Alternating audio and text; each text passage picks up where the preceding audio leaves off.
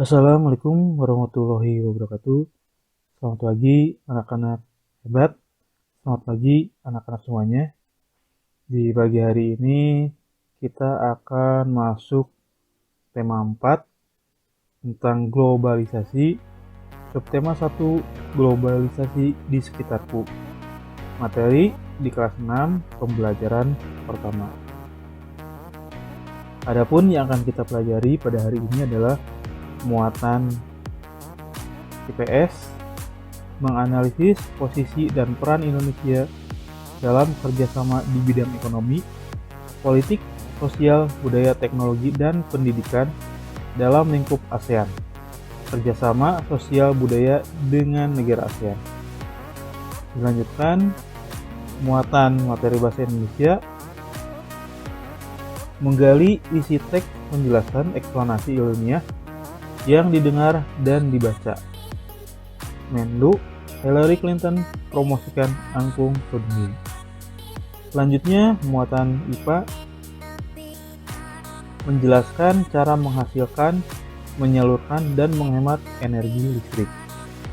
Baik, kita langsung saja ke pembelajaran pertama, tema 1, globalisasi di sekitarku.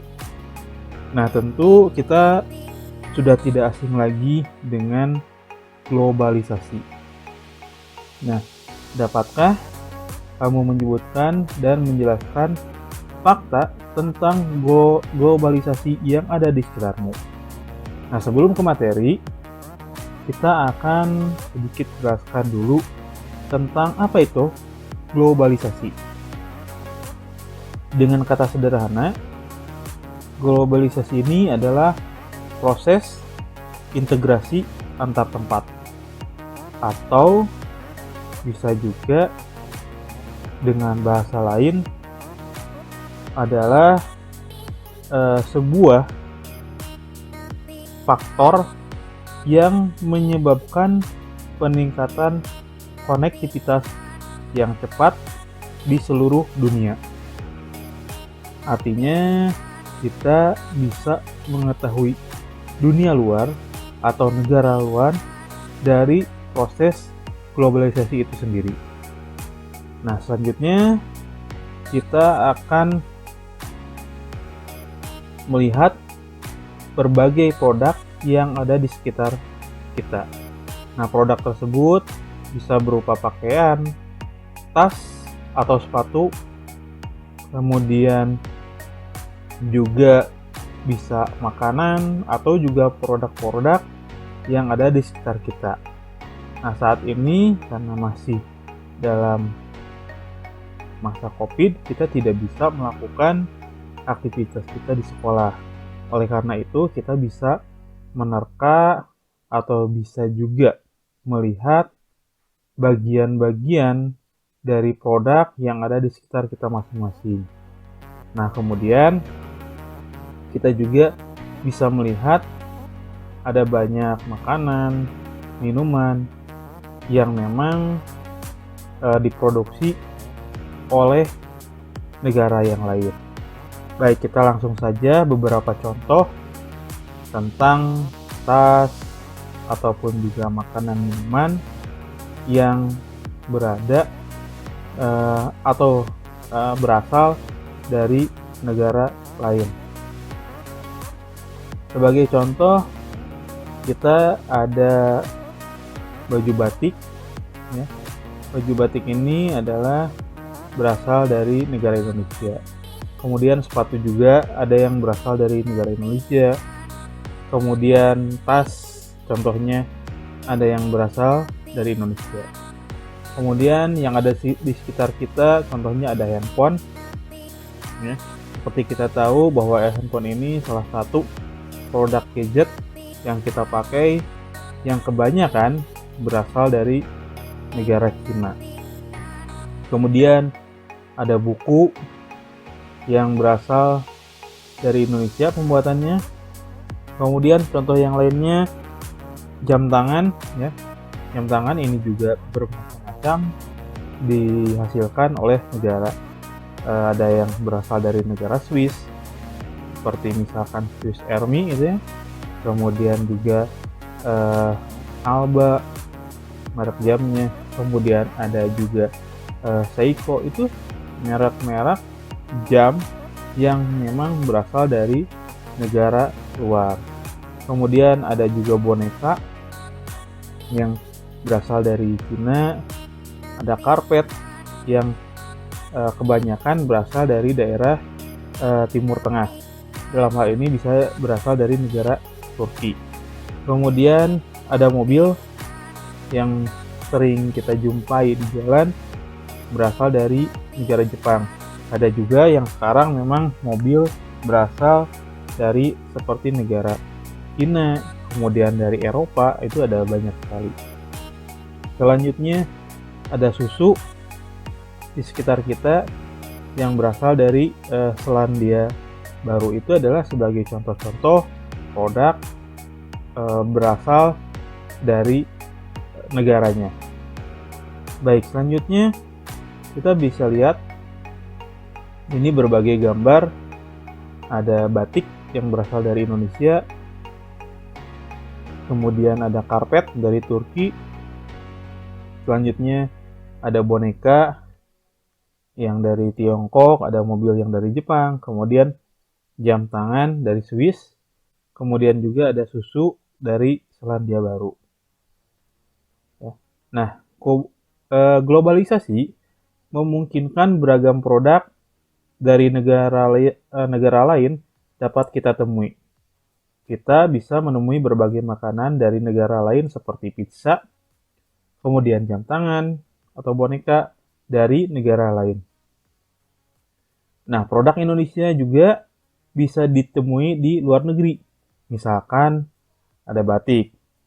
Perkembangan komunikasi dan transportasi menjadikan barang-barang tersebut mudah ditemui di negara lain. Sebagai contoh, kita juga banyak menjumpai produk-produk dari negara yang lain. Seperti kita bisa tahu bahwa sebuah produk HP atau handphone itu banyak diproduksi oleh negara Cina dan kita kebanyakan adalah sebagai pemakai saja. Nah, kemudian kita akan membaca tentang teks yang berjudul Menlu Hillary Clinton promosikan angklung ke dunia. Menjelang akhir pertemuan ke-44 Menteri Luar Negeri ASEAN, tepatnya pada tanggal 22 Juli 2011 malam, di Hotel Nusa Indah Bali diselenggarakan acara makan malam. Acara tersebut dihadiri lebih dari 50 menteri luar negeri. Tampak Menteri Luar Negeri Amerika Hillary Clinton dan Menteri Luar Negeri dari negara-negara ASEAN, Cina, Rusia, Uni Eropa, peninjau, dan tamu dari berbagai negara lain. Tentu saja, berbagai makanan tradisional dihidangkan, dan berbagai kesenian daerah ditampilkan. Seperti tari-tarian tradisional Jakarta, Bali, dan Aceh. Sebagai acara puncak adalah penampilan angklung interaktif dari Saung Mang Ujo. Semua hadirin dibagikan angklung sebagai tangga nada. Kemudian memainkannya bersama-sama dengan dipimpin oleh Daeng Ujo. Tampak semua undangan berbahagia. Mereka dihadiahi angklung yang baru saja mereka mainkan sebagai tanda mata dari Indonesia. It's for you, a souvenir from Indonesia, kata Daeng Ujo sang komandan. Malam yang berkesan itu sangat membantu dalam menciptakan iklim yang kondusif. Malam tersebut membuat pertemuan para menteri luar negeri, ASEAN, dan berbagai pertemuan bilateral lainnya berlangsung sukses. Foto Ibu Hillary Clinton pun menghiasi berbagai surat kabar di dunia. Berkat angklung, Bu Hillary Clinton pun menjadi duta Indonesia. Nah, setelah kita membaca tadi tentang Hillary Clinton promosikan angklung ke dunia, kita akan mencermati pertanyaan berdasarkan artikel yang kita baca tadi. Untuk yang pertama, bagaimana bentuk kerjasama Indonesia dengan negara-negara Asia Tenggara di masa globalisasi ini. Nah, berdasarkan bacaan yang sudah kita baca tentang artikel tadi, ya, maka kita bisa membuat kesimpulan bahwa bentuk kerjasama yang terjalin merupakan kerjasama regional yang melibatkan Indonesia dengan negara-negara Asia Tenggara. Dan saat ini organisasi ASEAN menjadi wadah kerjasama di berbagai bidang seperti politik, ekonomi, keamanan, sosial, dan juga budaya. Kemudian yang kedua, bagaimana peran Indonesia dalam kerjasama tersebut? Kita bisa simpulkan juga bahwa Indonesia dalam sebuah kerjasama, Indonesia pernah menjadi tuan rumah penyelenggaraan pertemuan kerjasama. Kemudian Indonesia ini adalah salah satu negara yang menjadi pendiri ASEAN. Kemudian Indonesia juga pernah memimpin ASEAN dan Indonesia ikut juga serta menciptakan perdamaian di Asia Tenggara.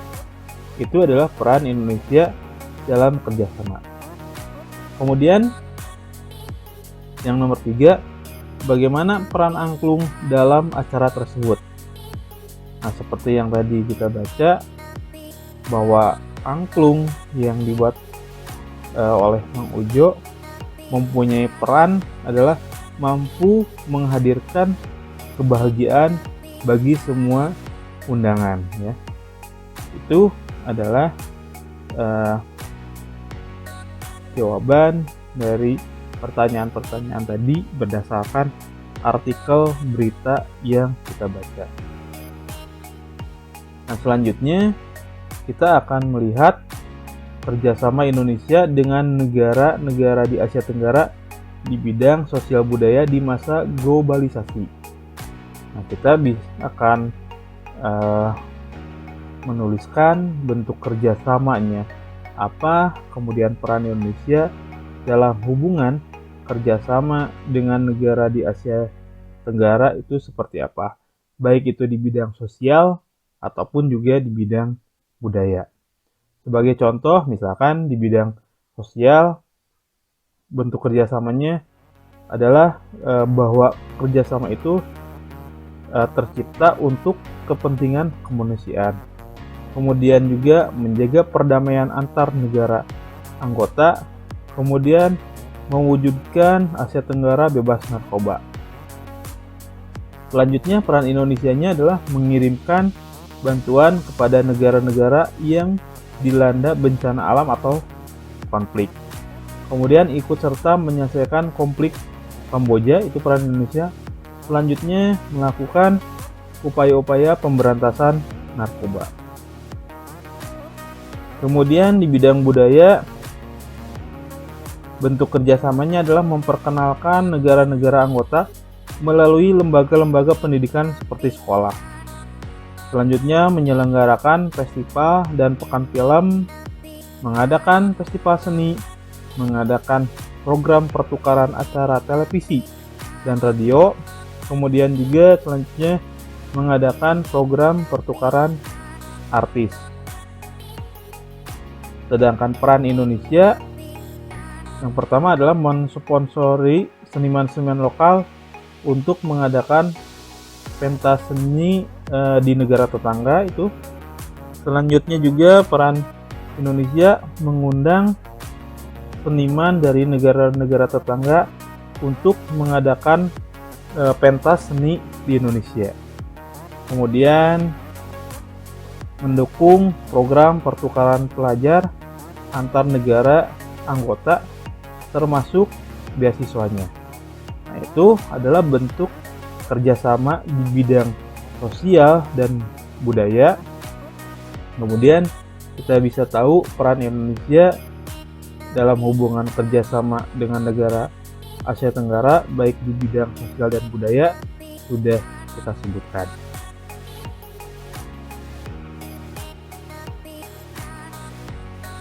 Selanjutnya kita akan membaca teks eksplanasi ilmiah dengan judul menghasilkan energi listrik.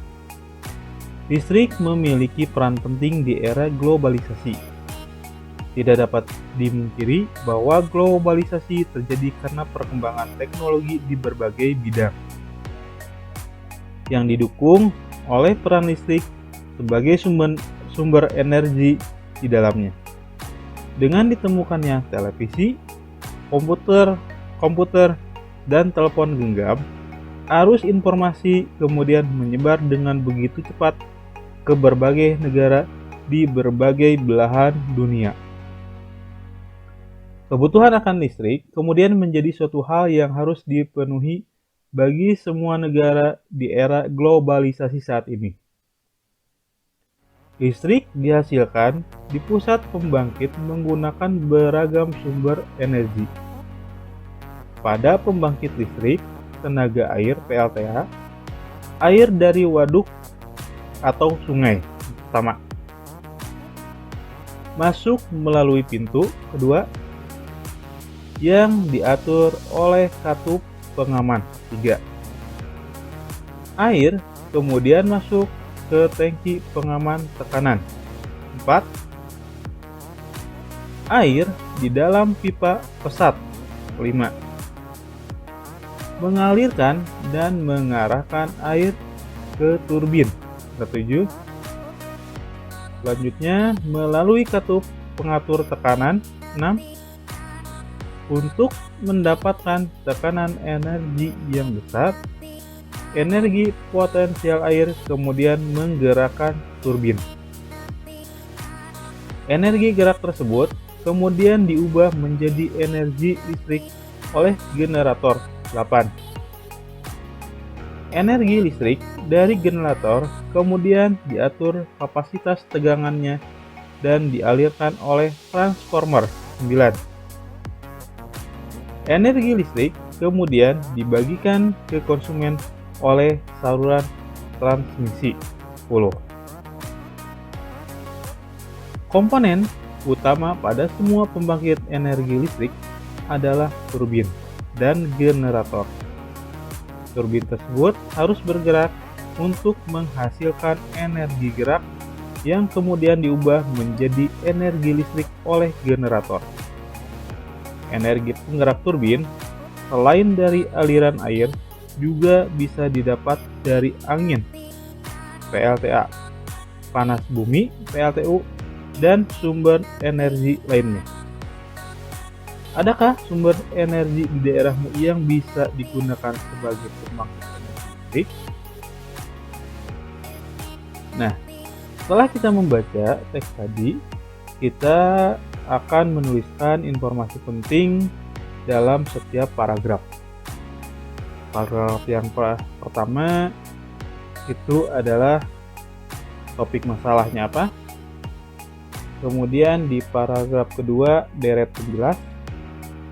Paragraf ketiga kesimpulan dan pesan atau pendapat pribadi penulis.